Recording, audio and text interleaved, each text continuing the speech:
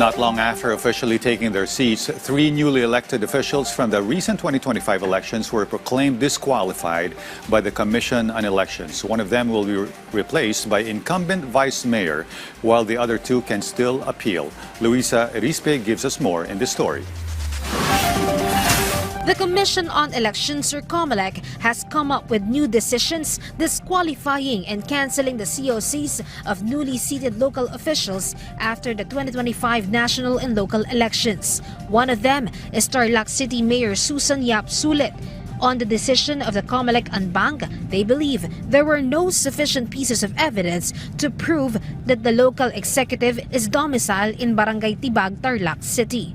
The petition was first dismissed by the 2nd Division of Comelec. However, it was reversed by the Anbang in favor of disqualifying Yap. Once the decision is final, the Vice Mayor of Tarlac will replace the mayor. But the Comelec will have to wait for 5 days before the decision is considered final and executory. In Albay, the Comelec 2nd Division has cancelled the certificate of candidacy of Governor Noel Rosal for material misrepresentation. Based on the resolution, Rosal stated in his COC that he is eligible to run for the said position, but the Comelec believes he misrepresented himself because he was found guilty by the Ombudsman for grave misconduct, oppression, and for 2 counts of conduct prejudicial to the best interest of the service. According to the division, though a temporary restraining order was granted to Rosal, saying his COC cannot be denied due course for his case before the Ombudsman. However, the Comelec has jurisdiction to cancel his COC for material misrepresentation. Rosal can still submit his motion for reconsideration before the Anbang releases its final decision.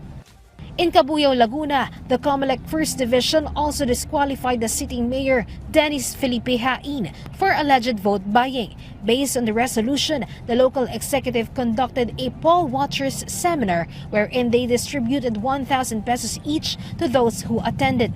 Voter IDs and certifications were also required before they enter. Their cell phones were also confiscated to prevent them from recording the said seminar.